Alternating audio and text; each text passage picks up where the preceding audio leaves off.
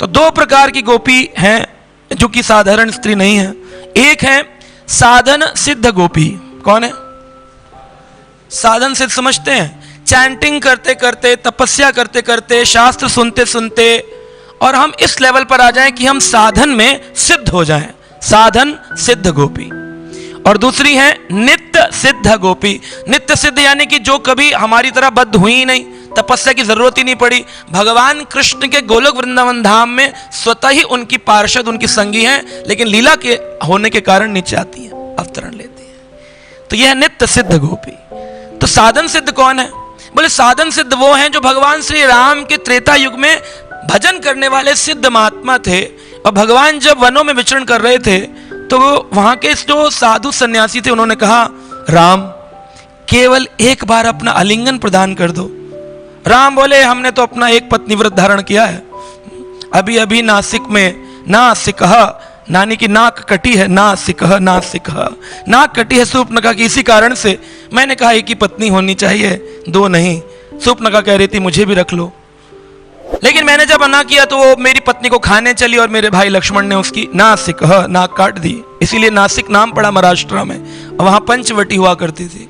बोले वहां से प्रभु राम बोले, मैं वनों में विचरण कर रहा हूं, मैं किसी का आलिंगन नहीं कर सकता, स्त्री हो या पुरुष हो। बोले हमने तो भजन साधन ही किया, आपकी प्राप्ति के हेतु है। अब बोले इसको और पक्का करो और हमारा मिलन होगा, पुनः मिलन होगा। कहां? द्वापर युग की कृष्ण लीला में, जब मैं अपने स्वतः आदि रूप में आऊंगा तब तुम्हारा लिंगन करूंगा। वेद स्तुति करने आते हैं जब भगवान प्रकट होते हैं, आपने अध्याय पढ़े होंगे कृष्ण लीला के। वेद स्तुति, गर्भ स्तुति, गर्भ आकर के, गर्भ में जहां देवकी के कृष्ण आने वाले हैं, कई सारे देवता आकर गर्भ स्तुति करते हैं, वेद स्तुति करते हैं। वेद बोलते हैं प्रभु आपका लिंगन पाना चाहते हैं।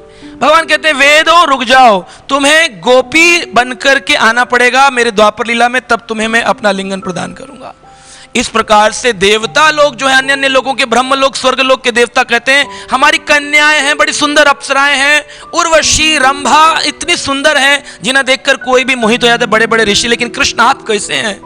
एक बार भी आपकी दृष्टि हमारी अप्सराओं पर नहीं पड़ती है। काम अतीत है भगवान, काम वासना में लिप्त नहीं है। अगर काम वासना होती ये रास लीला तो उर्वशी के प्रति आकर्षण होता ना कृष्ण का भी, लेकिन उर्वशी आए या ब्रह्मा आए, कृष्ण देखते भी नहीं।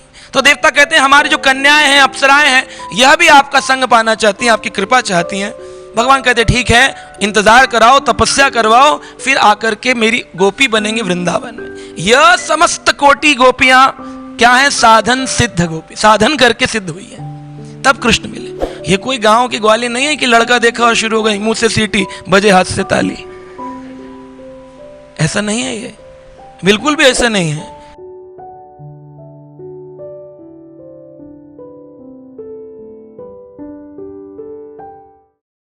Subscribe now and press the bell icon.